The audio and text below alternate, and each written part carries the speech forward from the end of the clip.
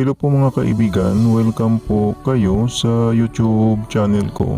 Magbabahagi po ako sa inyo ng kapangyarihang bertudis ng mutya ng engkantadong alakdan na nakapatong sa kanyang bato mutya. Kapag mayroon kayo nito, ingatan po ninyo dahil pangkalahatang protection laban sa kulam, sa barang, sa palipad, hangin, sa masamang engkanto, sa masamang espiritu, sa masamang elemento, sa usog, sa kapangyarihan ng mga aswang, sa sumpa at diskomunyon. May kapangyarihang bertudis din ang mutya na ito na sumbalik sa mga taong may masamang hangarin. Proteksyon din ang mutya na ito laban sa bala at patalim. Proteksyon din sa mga hindi inaasahang panganib at proteksyon din sa pag-travel.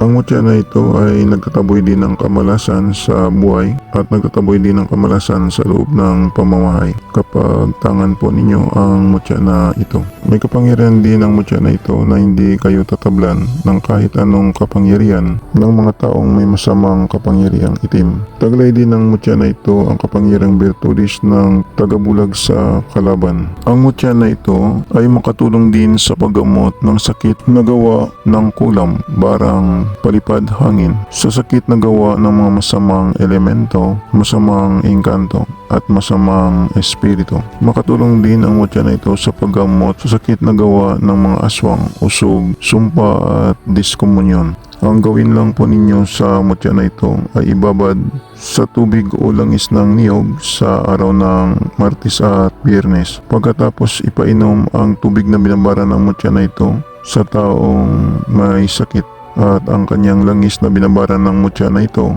ay ihaplas sa sakit na naramdaman.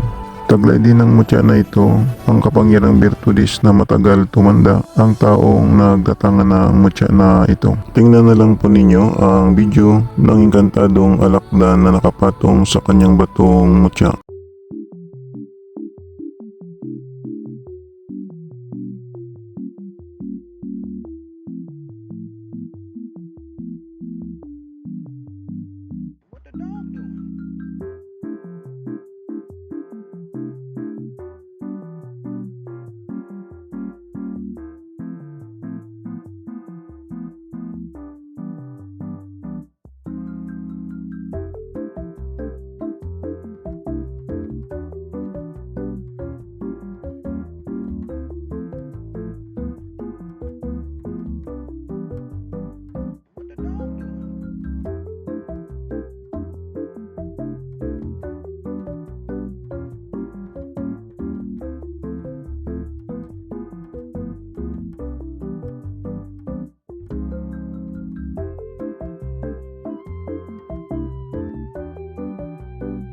Yan po ang mutya ng engkantadong alakdan na nakapatong sa kanyang batong mutya. Sa mga viewers at subscriber ng Milagro de Santo Cristo, maraming salamat po sa inyong panunood at maraming salamat din po sa pag-follow po ninyo sa aking shop sa Shopee at sa aking Facebook page ng Milagro de Santo Cristo. At mag-subscribe naman po kayo sa YouTube channel ko.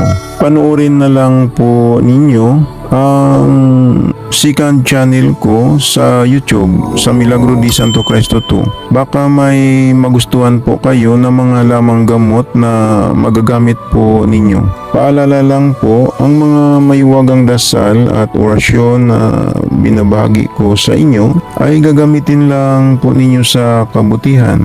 Gumagana na. Ito hindi na kailangan ng 49 days na dasal. Ang kailangan lang magdasal kayo sa Panginoong Hesus sa gabi bago matulog.